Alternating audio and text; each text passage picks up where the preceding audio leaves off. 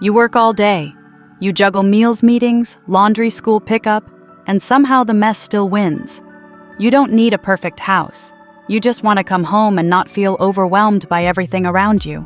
That's why in today's video, I'm sharing the habits that actually help keep your home clean, even when life feels non-stop.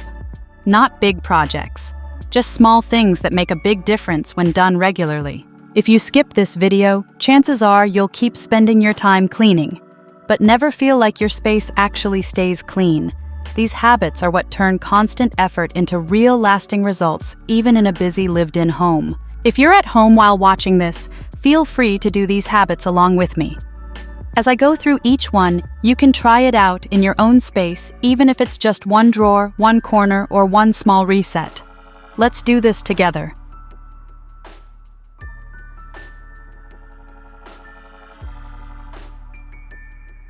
Let's start with something small but powerful: your surfaces. You know that feeling when every counter table or shelf has stuff on it?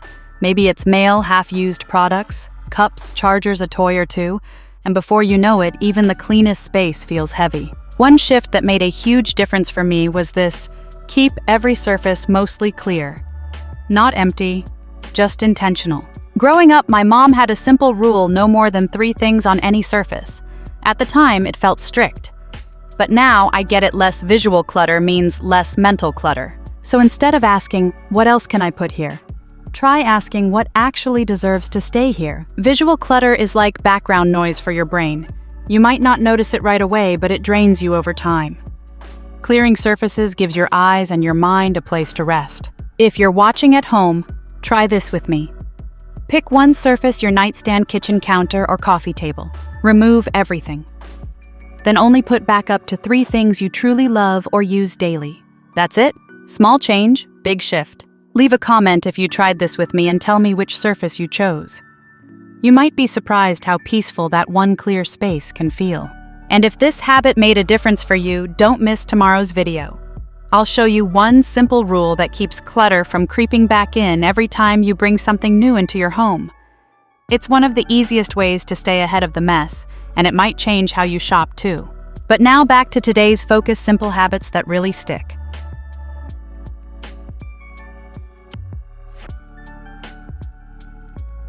And once you've cleared that surface and felt how calm it makes the room feel, here's how to keep it that way. Because the clutter doesn't just show up overnight. It sneaks in with every little thing we bring home. This habit is simple: every time you bring one new item into your home, anything you let go of, 2. 1 in, 2 out. It might sound like a lot, but it's exactly how you stop the slow buildup of clutter before it even starts. Clutter grows quietly. Not in the big things, but in the small yeses. A sale shirt you don't really love. A freebie you don't really need. And then suddenly your drawers won't close and your home feels tighter than your schedule. This habit flips the script. It says, if I say yes to this, what am I saying no to? When I bought a new sweater last month, I made myself take 2 others out, the ones that always got bypassed. Letting them go wasn't hard. The hard part was admitting I was never going to wear them again. But when I did, space returned. Not just in the closet, but in my head. Don't wait for a big shopping spree. Even if you brought home a new mug, a hand cream, a notebook, pick 2 small things to release. You're not just decluttering, you're protecting the space you've already cleared.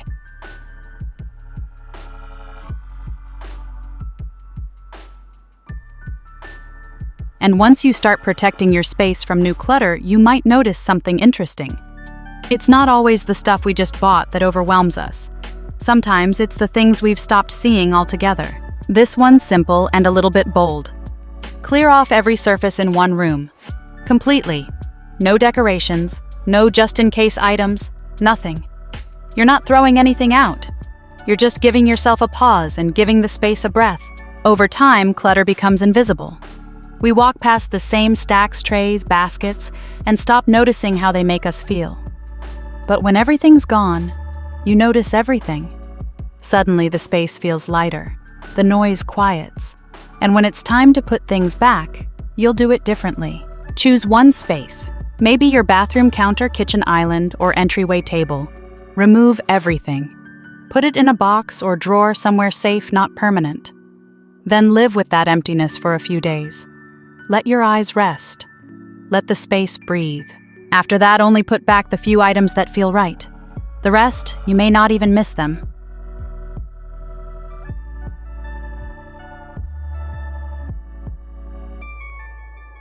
After doing that clear surface experiment, you might start seeing your home with fresh eyes. And once you see the clutter clearly, the next step is learning how to keep it from creeping back in. Think of this like background maintenance for your home. You don't need a big decluttering session. You just need to notice and act in the small moments. A pile of old magazines. Flip through recycle what's done. A drawer that won't close. Take 60 seconds and remove the obvious excess.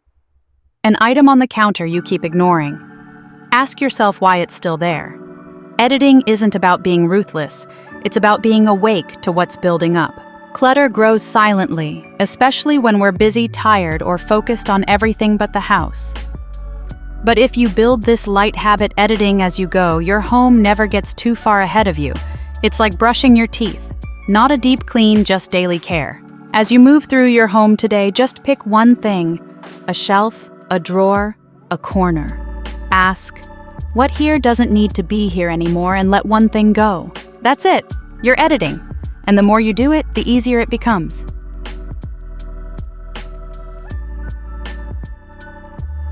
And as you start editing more often, you might begin to notice a pattern. Some of the clutter we keep isn't even from things we love. It's from things we thought we needed. This one surprised me because I used to think the more products I had, the better I'd be at cleaning. Glass spray, stovetop cleaner, tile foam. 5 types of disinfectant. Sound familiar. But here's the truth. You don't need a cabinet full of products to have a clean home. Most of the time, what we're really buying isn't just a product, it's a bit of hope. Hope that this spray will finally make cleaning faster, or that this gadget will make you feel more together. But overbuying leads to clutter waste and, ironically, decision fatigue. Now I keep just a handful of basics. A good all-purpose cleaner, vinegar dish soap, microfiber cloths. That's it, and it works. My space is clearer, my routines are simpler, and I never waste time digging through bottles I never liked anyway. Open your cleaning cabinet or supply basket. Pull out any products you haven't used in months, especially duplicates. Set aside what you truly use and consider donating or responsibly discarding the rest. Less stuff, fewer choices, more clarity.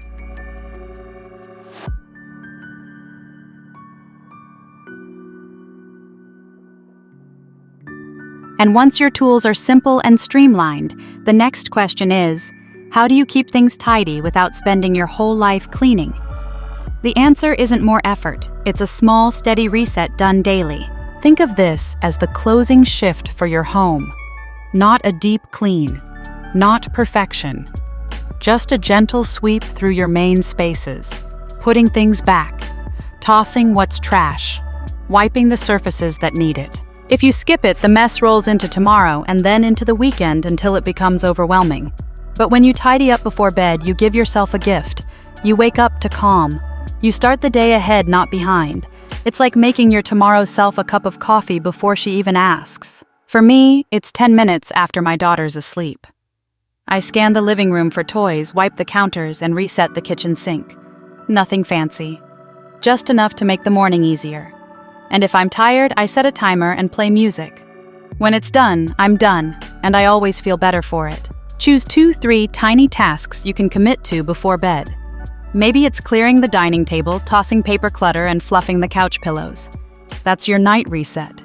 Not for the house to look perfect, but for you to feel like you're in charge, not the mess.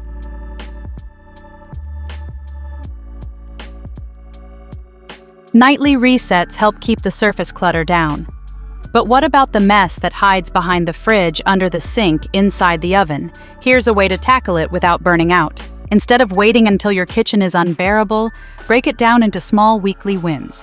One zone, once a week, that's it. When we think deep clean, we picture an exhausting full-day project, and most of us avoid it. But deep cleaning doesn't have to be heavy. If you choose just one small zone at a time, it stays manageable and weirdly satisfying. For me, Mondays are for the fridge door. Next week, I'll tackle the microwave. Week after that, under the sink. No pressure, just progress. And because it's small, I can actually get it done, even if I've only got 15 minutes. Pick one kitchen area you've been ignoring. Maybe the utensil drawer, the stove grates, or the back of the pantry. Set a timer for 10 to 20 minutes. Focus on just that. It's one little pocket of relief, and it adds up over time.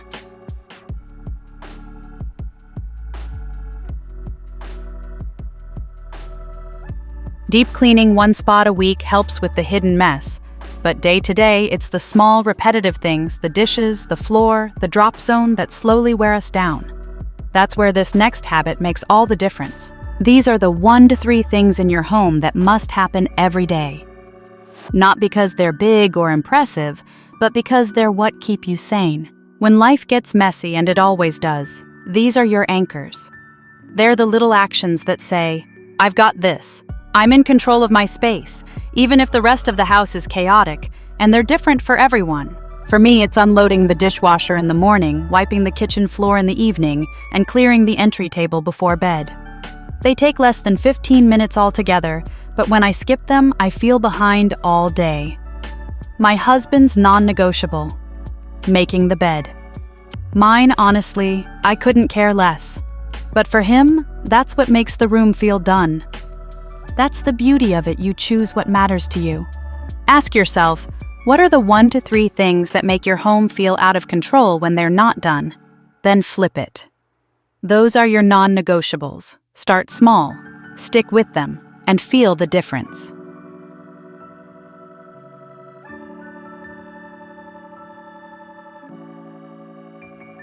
Daily non-negotiables help you stay steady. But sometimes it's the tiny things, the ones no one talks about, that quietly improve your entire home. This next habit is one of those "why didn't I do this sooner" things. Sounds like a small detail, right? But if you've ever taken out the trash and noticed the bin still smells, this habit is your solution. Garbage smells linger even when the bag's gone. Over time, the residue builds up, the odor sticks around, and the kitchen never quite feels fresh. By making it a habit to spray and wipe the bin after every empty, you stay ahead of that buildup. In our home, the garbage can is part of a pull-out drawer, so the smell is unavoidable. Now, every time we change the bag, we give the inside a quick spray with vinegar or disinfectant. By the time we come back, it's ready for a wipe and a fresh bag. It takes less than 30 seconds. But that clean-smelling kitchen feels like magic. Next time you take out the trash, don't just walk away. Spray the bin, let it sit while you tie the bag, then wipe and rebag. Done. One small tweak and a surprising sense of calm.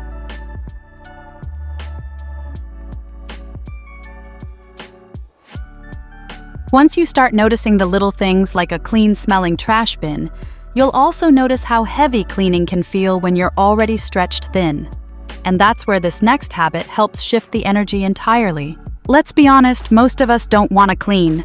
It's not exciting, it's not fun, it's just something that needs to get done. But here's the trick. Make cleaning time double as me time. When you pair cleaning with a podcast playlist or audiobook, you're not just scrubbing or folding. You're learning, laughing, unwinding. Suddenly, time moves faster and the task feels lighter. I'll pick a 30-minute podcast, something I actually want to listen to, and that becomes my timer. Laundry dishes. Bathroom, wipe down.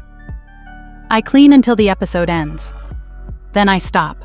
No guilt, no dragging it out. Some days I even look forward to it because it's my excuse to listen in peace. Before your next cleaning task, cue up something you love. A podcast, a playlist, an episode you've been meaning to catch. Let it carry you through. Your hands will be working, but your mind free.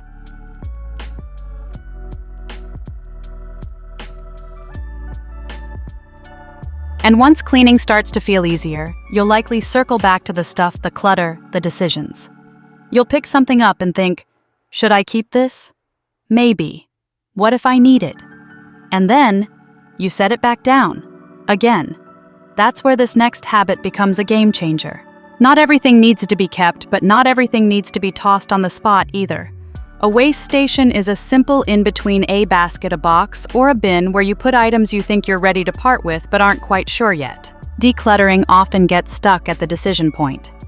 You're tired, you're unsure, you second-guess yourself. A waste station removes the pressure. You're not saying goodbye forever, just giving yourself space to let go later with more clarity. In our home, we have a small bin in the closet. Every few weeks, we do a pass. Check what's in there and ask, have I missed this? If the answer is no, it's ready to leave. No drama, no guilt. Find a small container and label it. Use it for clothes you avoid, items you keep moving, or things you might need someday. Set a reminder to check it in a month. If you haven't thought about what's inside, you're ready to let it go.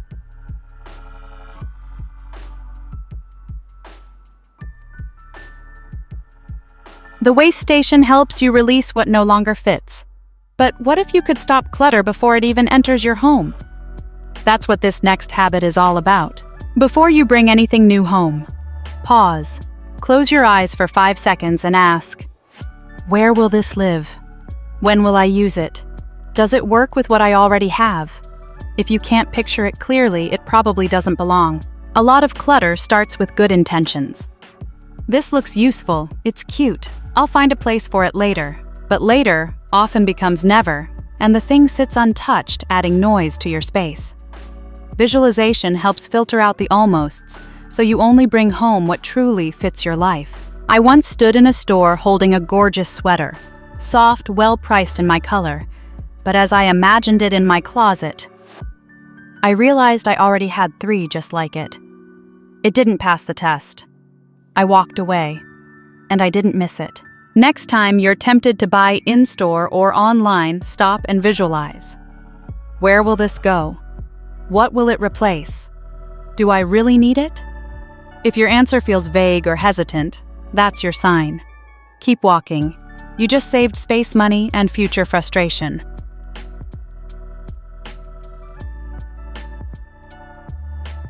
Sometimes even when we try to visualize, that little voice still whispers, but it's on sale. But it's cute. But I might need it. That's when it's time to ask better questions. Next time you're standing in a store or hovering over a checkout button, pause and play detective. Ask, when will I actually use this? Where will I store it? Do I already own something similar? Is this solving a real problem or just giving me a quick dopamine hit? The more honest the answers, the fewer regrets you'll bring home. Impulse buys give a moment of pleasure, but they often lead to long-term clutter. And more often than not, they're filling an emotional gap, not a practical one. By questioning the why behind the want, you slow down just enough to regain control. I once added 3 throw pillows to my cart because they looked fresh and seasonal. But then I asked myself, do I want to store these when the season's over? Answer, nope. I put them back. And I was fine, really fine. 5 minutes later, next time you feel the urge to buy something on impulse, pause. Ask 2 questions. Do I need this now? Will I still want it in 48 hours? That space between the urge and the action, that's where your power lives.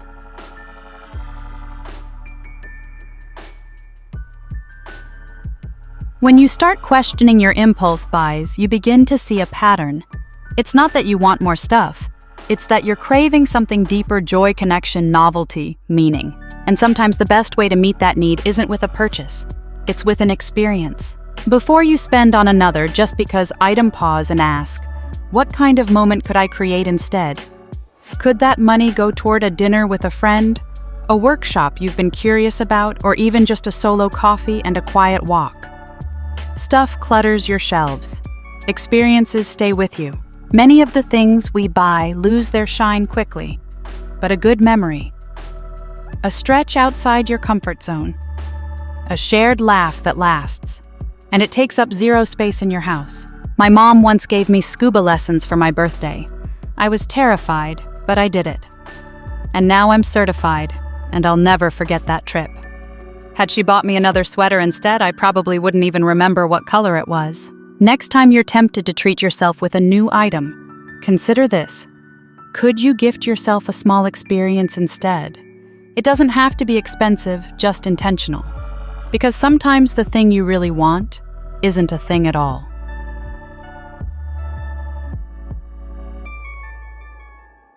Spending on experiences helps us shift focus from owning to living. But what about the things already in your home? The ones you keep walking past thinking, maybe I'll use that someday. Here's your permission to stop overthinking and start letting go. If you've picked something up twice, wondered if you need it, and still haven't used it, you probably don't need it. Second guessing only adds delay, not clarity. In fact, the longer we hesitate, the more we start justifying clutter. Clutter isn't just about stuff. It's about decisions deferred. Each time you avoid choosing that item stays draining energy, crowding space, and whispering, "You should deal with me." So here's the habit. When you feel that hesitation, trust the first instinct and let it go. I had a hair product that turned my curls into a crunchy mess. I used it once, hated it, but left it on the shelf for months just in case. Why guilt, price, waste? But the truth, it was wasting more space than money. One day I tossed it and instantly felt clearer. Not just because the bottle was gone, but because the decision was made. Walk through your home. Find one item you've been avoiding deciding on. Maybe it's sitting on your counter or buried in a drawer. Don't analyze. Don't justify. Just ask, do I want to carry this forward? And if not, let it go. The more you trust your instincts, the lighter everything feels. Those were the habits, simple, doable, and they actually work. Start with just one and let it make your day feel a little easier. In the next video, I'll share a few powerful mindset shifts and unexpected decluttering tricks that can truly change how your home feels and how you feel in it. If this helped, like the video, share it with a friend, and subscribe for more calm, real-life content like this. Thank you for watching.